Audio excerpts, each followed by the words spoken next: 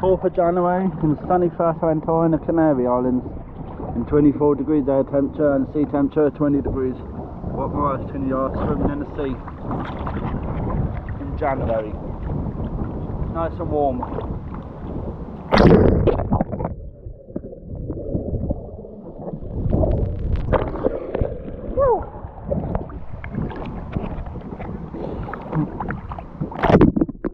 People asking, is it warm enough to swim in the sea here? It is lovely and warm.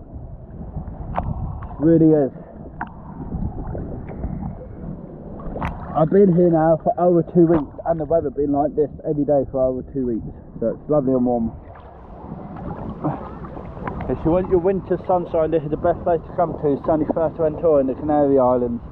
You get your all year round sunshine. Shorts and t-shirt in the day, night time, shorts and hoodie.